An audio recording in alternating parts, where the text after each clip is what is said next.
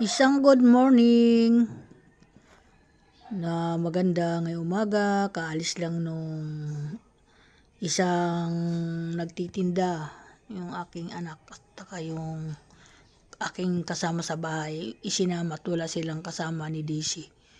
Tatlo sila. So ang asawa ko, andito nakaparada ang kanyang tricycle sa harap ng tindahan ko at magta-tricycle siya. Yan mga guys. Ayaw muna niya sumakay sa sasakyan. Tatricycle daw muna siya. Ganyan mga guys. Kanya-kanya sila ngayon diskarte. So bahala po sila sa kanilang diskarte. Kung anong diskarte ang gagawin nila sa kanilang pagtitinda. Yan. At naisakay na lahat yung kanyang mga dadalahin ng aking asawa. Yan, ngayon, ako po'y nagugutom. Ako'y sana ay, tawag doon ay, uuwi muna ng bahay at magtitimpla ng pagkain. Ay, anong nangyari, ay, antayin ko yung asawa ko dito para bantayan muna sandali itong aking tindahan. Mga guys, yan.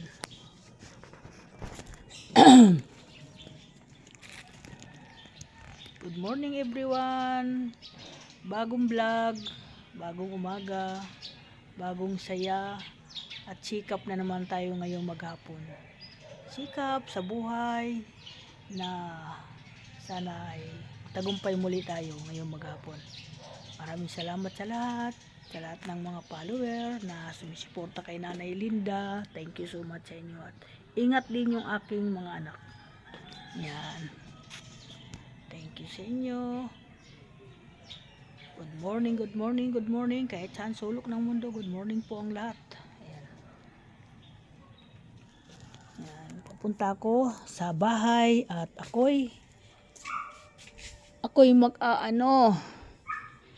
magtitimpla ng kape. At sarap uminom ng kape ngayon at malamig. Nilalamig na naman ako mga guys. Umalis yung anak ko ito sa bahay nakatira dahil nagpunta siguro sa palengke at birthday ng kanyang anak ngayon na si Eli. Yan. Pinagagawa nga ako ng maha, hindi ko alam kung magagawa ko yan kasi wala akong kasama dito. Sila lang ay tatry ko, pero sabi ko hindi ko lang alam kung makakagawa ko. Kasi meron ako ditong yung panghalo sa maha. Ayan. Na ihalo ko daw. Sabi niya, okay, thank you. Maraming salamat. Good morning mga idol. At ingat po tayo lahat. Lalo na sa mga nagdadrive. Ngayong araw na ito, mag-ingat kayo sa mga driver ng anak ko. Mag-ingat kayo lagi. Ingat kayo at tigilan niyo mga inom-inom muna at yung mga hangover ninyo habang naghahanap buhay kayo at nakakasira sa diskarte ng hanap buhay yan. Okay, thank you so much. Bye-bye.